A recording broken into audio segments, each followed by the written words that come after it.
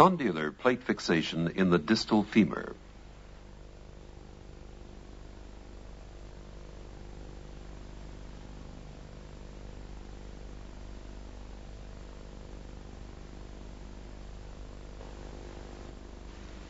For the fixation of fractures of the distal femur, we use the condyler plate.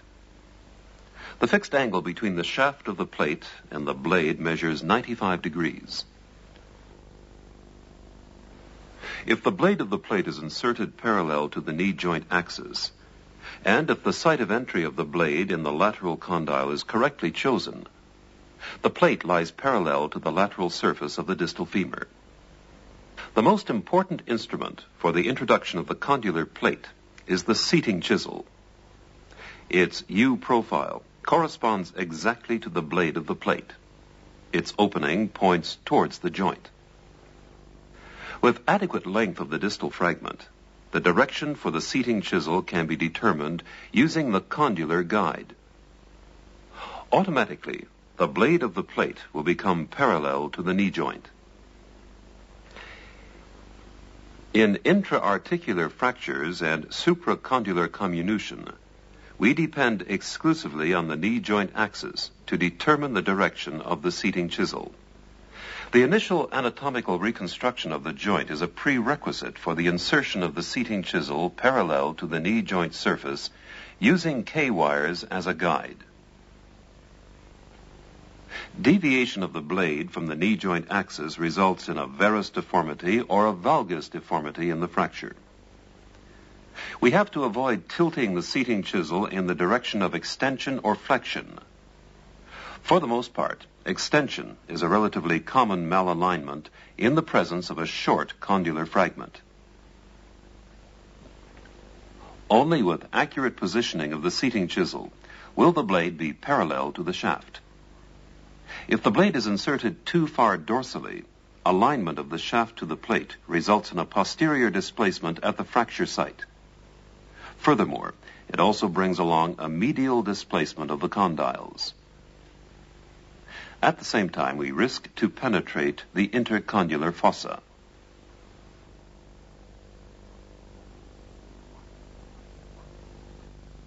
Marking the site of entry for the seating chisel,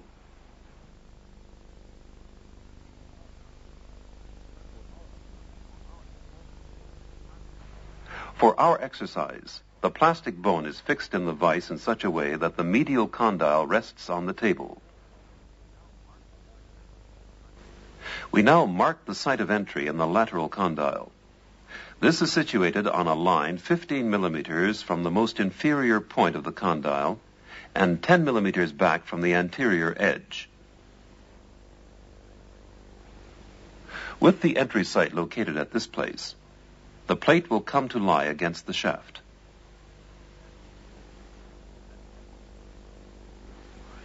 An equally good method to define the site of entry is to divide the longest sagittal diameter of the condyle in an anterior and a posterior half.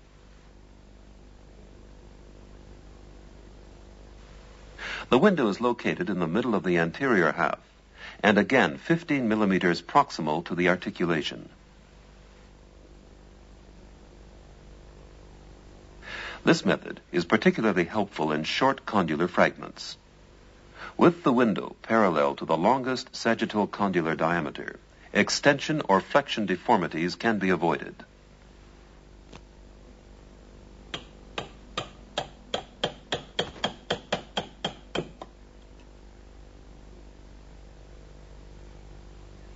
The insertion of Kirschner wires.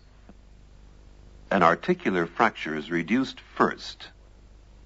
The position of Kirschner wires is normally secured by their purchase in the soft tissues, imitated by the foam rubber model.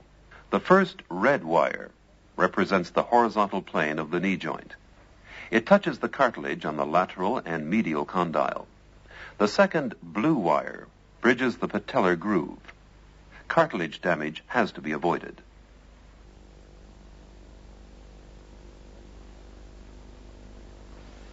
A third yellow wire is inserted immediately distal to the window. On the plastic model, pre-drilling with the 2 millimeter drill bit is necessary. This K-wire combines the directions of the first two wires.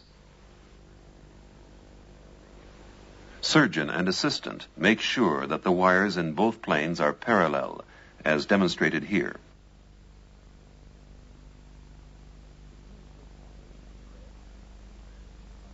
The two first wires, red and blue, are now removed. Intercondyler lag screw fixation. Now the intercondyler lag screws are inserted proximally to the entry site of the plate. The dorsal cancellous screw enters immediately proximally and dorsally to the insertion of the fibular collateral ligament and the popliteus tendon, here marked in blue and red. With soft bone, a washer can be used. The anterior lag screw has to respect the inclination of the patellofemoral joint, which means that the two screws can converge on each other. We now remove the foam rubber for better control while inserting the lag screws and the seating chisel. Drilling with the 3.2 drill bit.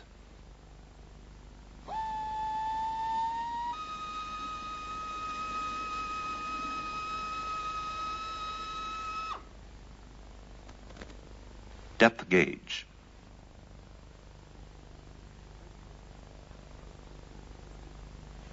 Cancellous tapping for the first 3 or 4 turns.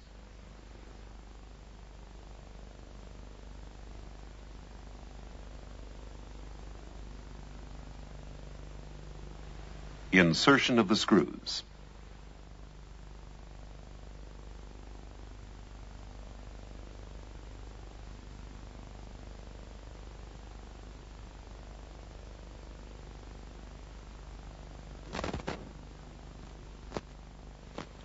Drilling with the 3.2 drill bit.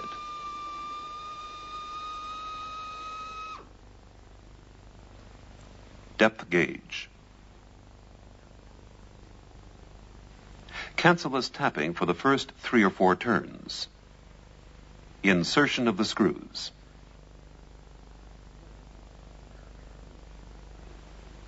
Care has to be taken that the screws do not interfere with the blade of the plate.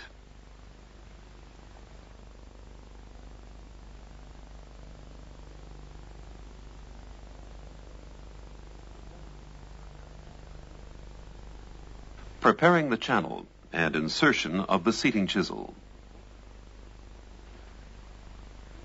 To open the prepared cortical window, 3 holes with the 4.5 drill bit are made.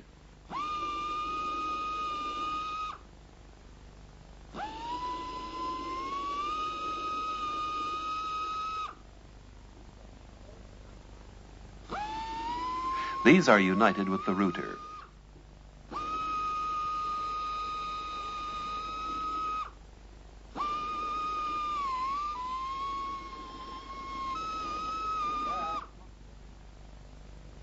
The proximal edge of the window is beveled to receive the shoulder of the plate. Omission of this step might result in a fissure line starting at the window. If the bone is very hard, the channel for the seating chisel has to be deepened further with the 4.5 drill bit parallel to the Kirschner wire, at least across the fracture line to avoid redisplacement of the fracture. On the plastic bone, pre-drilling is absolutely recommended. The blade channel is now completed with the seating chisel. To prevent a flexion or extension deformity, we use the chisel guide, the flap of which has to remain parallel to the femoral shaft. Under guidance with the slotted hammer, the seating chisel is slowly hammered into the bone, exactly parallel to the Kirschner wire. Its direction is continuously controlled in both planes. In practice, the assistant applies counter pressure against the medial condyle. The length of the side plate and the blade has been predetermined on the preoperative X-ray using the transparent template.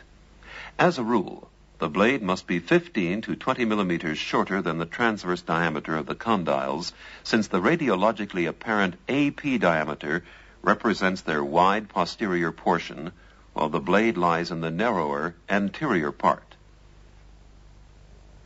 Now the seating chisel is removed. The Kirschner wire remains in place and serves as a control when inserting the appropriate plate.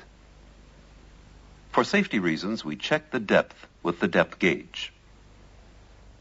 Fixation of the selected plate in the plate holder with the blade in line with the handle.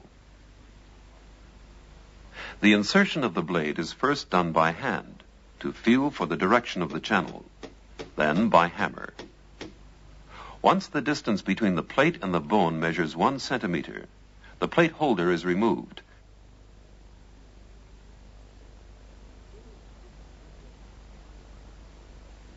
And the plate is further advanced with the impactor until it lies flush against the bone. Additional fixation of the plate to the distal fragment is accomplished with 2 cancellous screws.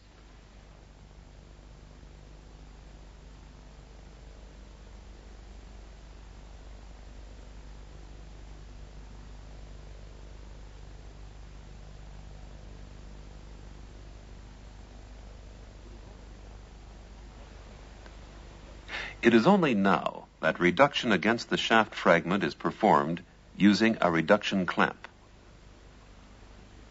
Once the reduction is satisfactory, the tension device is applied and the fracture is brought under limited compression.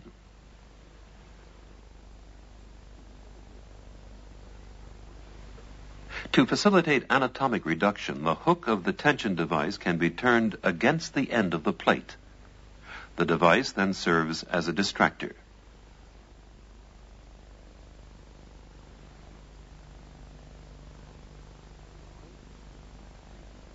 Finally, the plate is fixed with screws to the femoral shaft.